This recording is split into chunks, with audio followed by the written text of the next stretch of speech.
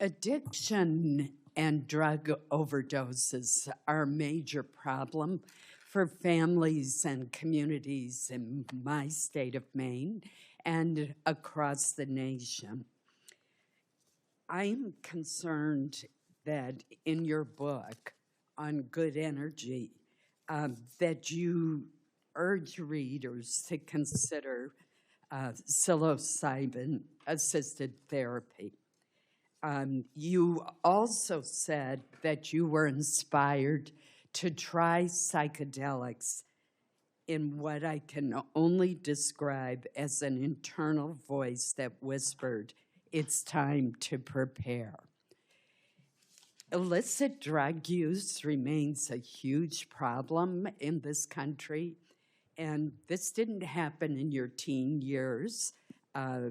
According to your book, in 2021, you began using illicit psychedelic mushrooms. So my questions to you are twofold. One, do you stand by what you said in your book, encouraging people to try psychedelics? And second, as Surgeon General, should you be confirmed, how would you speak to the American people about the use of illicit drugs?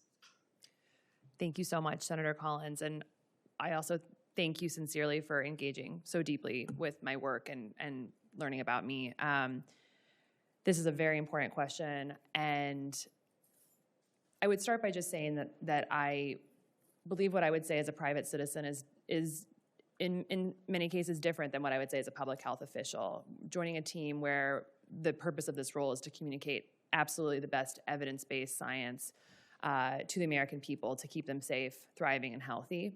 And when it comes to psychedelic therapy for mental health issues, I think the science is still emerging. And so it would certainly not be a recommendation to the American people to do that under no circumstances. I do believe that there is exciting work being done in this area that needs to continue on psychedelic therapies for PTSD and veterans, for mental health issues. And some of the researchers who are doing this work have said it's some of the most promising and exciting of their entire careers. So I look forward to following that, but to be very clear, under no circumstances would I recommend that to the American people in this role. Our illicit drug use problem in our country is monumental and severe, and I look forward to working with you on these issues that are so important. What did you mean by saying that you heard an internal voice whispering to you saying, "It's time to prepare"? Yeah, in that passage of the book, I'm referring to my mother's passing, which happened. She got a diagnosis of pancreatic cancer about a week after that experience. And in my meditations and prayers at that time, I was having a deep sense that something ominous was coming. And so that's what that's referring to.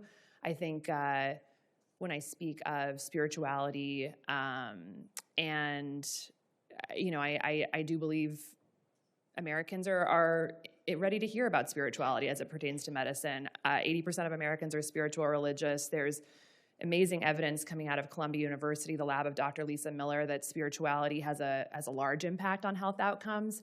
And, so certainly that's a personal anecdote. But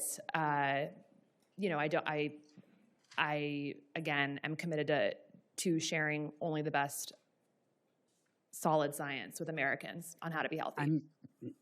I understand totally what you're saying about spirituality, and I'm sorry about the loss of your mother. It's the link to illicit drugs that I'm having a hard time with. Support journalism you trust. Support PBS News. Donate now, or even better, start a monthly contribution today.